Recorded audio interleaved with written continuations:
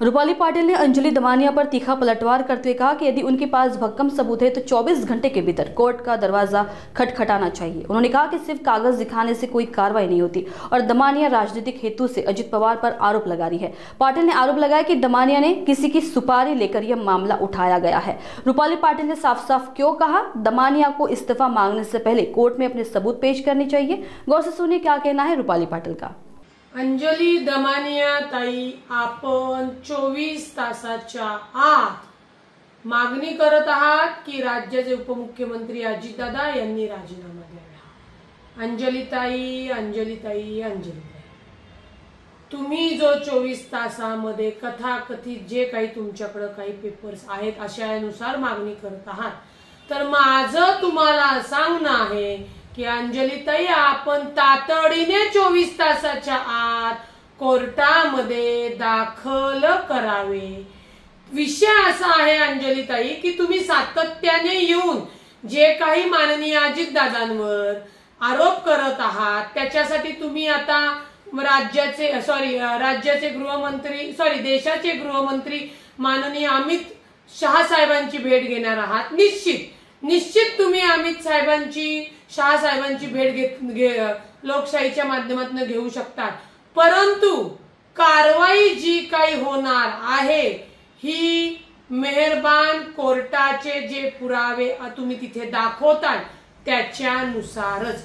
तुमचं असं झालेलं आहे की मी हा कागद दाखवत आहे आणि हे कागद म्हणजे भक्कम पुरावा आहे आणि तुम्ही त्याच्यामध्ये आरोप करत आहात, त्यांना तातडीने राजीनामा द्या, त्यांना शिक्षा करा, असे राजकीय हेतूने किंवा कुणाकडनं काहीतरी सुपारी घेतल्या उद्देशाने आरोप करून कोणताही निर्णय लागत नसतो।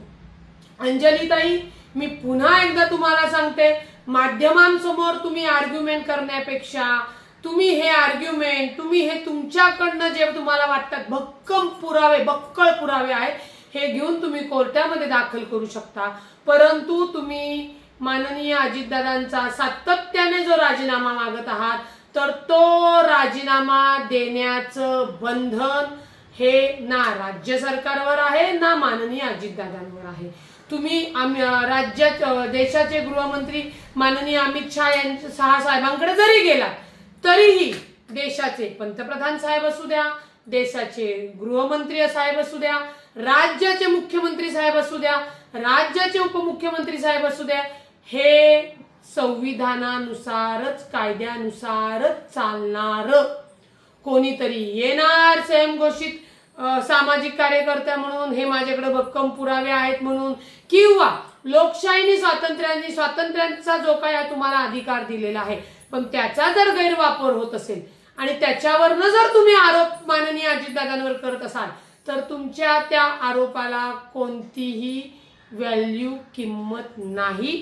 त्याच्यामुळे माननीय अजितदादांनी याच्यामध्ये सांगितलेलं आहे, कोणताही घोटाळा झालेला नाही, कोणतेही बेकायदेशीर कृत्य माननीय उपमुख्यमंत्री हे